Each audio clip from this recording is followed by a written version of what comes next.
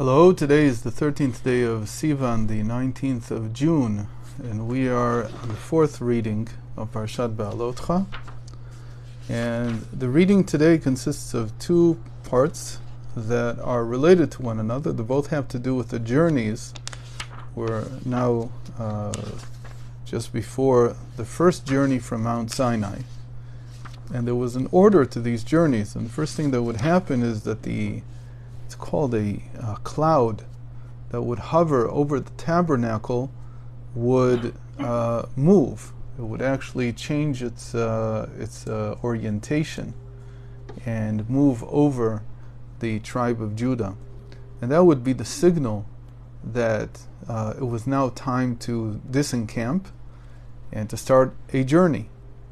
And when the cloud would rest and would stop moving, then they knew that their journey had completed and they would set up camp again. And this happened, as we know, 42 times altogether. Not all of them were like this, because some of them occurred before the building of the tabernacle and these journeys with the cloud. But in principle, every journey was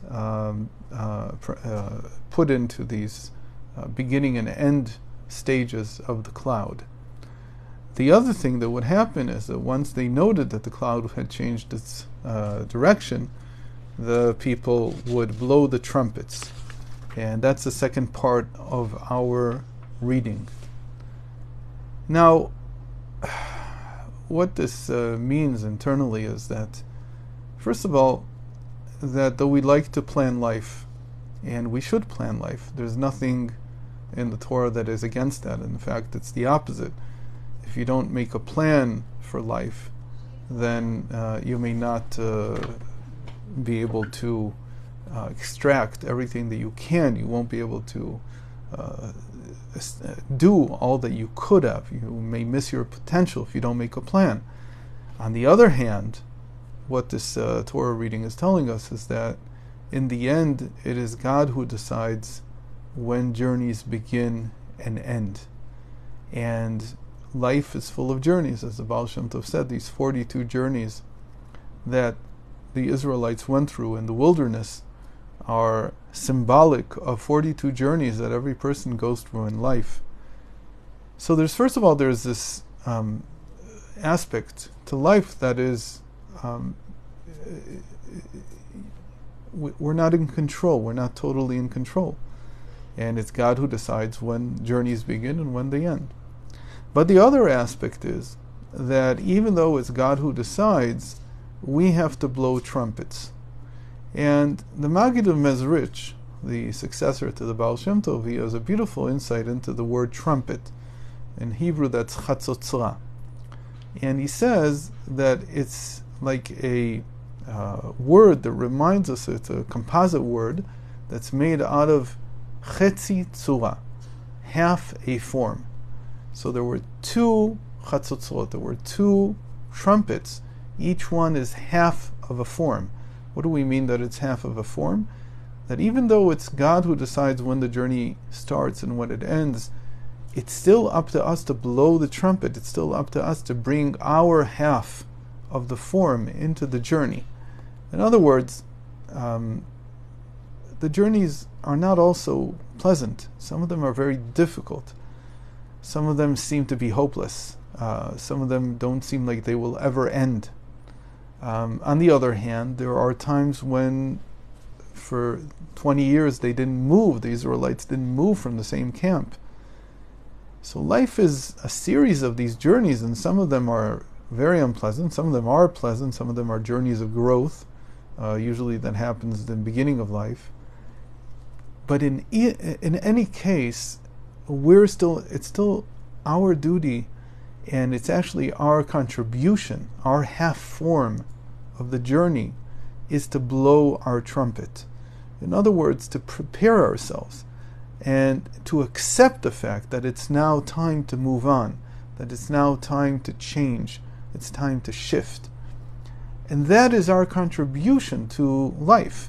So, like I said, we need to make plans, but when these plans don't work out the way we'd like them to because something has happened, we're on a different journey than we thought we were, we still have to accept it and become part of it and contribute to it.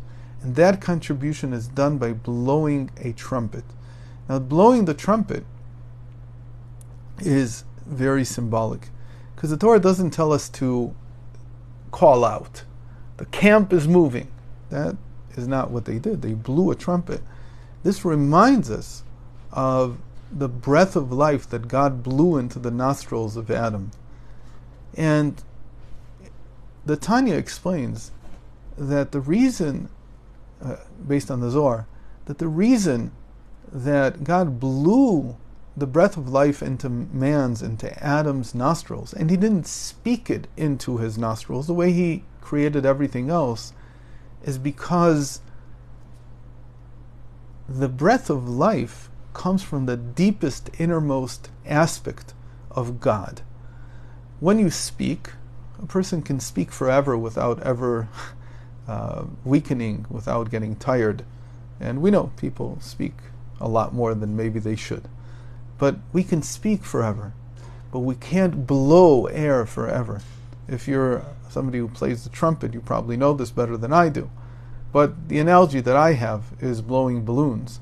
If you're blowing up balloons for a party or something like that, and with your mouth, there's only so many you can do until you have to rest. Because when you blow something, you're actually bringing it from your deepest, most innermost essence, and so it does weaken you. It does cause fatigue. But the idea here is not the weakening or the fatigue, but rather the fact that it's coming from the deepest, innermost essence. So the blowing of the trumpets is coming and saying that when you do have to make a journey, you have the power to bring your deepest self into it. That is the half form that you're giving. And God, as it were, is blowing the other trumpet, and He's giving you His innermost self. And together, these two aspects come together into one form. They come together into giving us the strength that we need in order to be able to make it through every single journey in life until we come to the final destination. And I bless everyone that on whatever journey you are, that you are able to blow the trumpet properly and feel the innermost aspect of yourself contributing to this journey and making it positive, making it something that can contribute to your life and not just something that takes its toll on your life. And that you feel that God is blowing the trumpet on the other side and giving you the strength that you need in order to make it through the journey. Thank you very much for joining. Hope to see you tomorrow.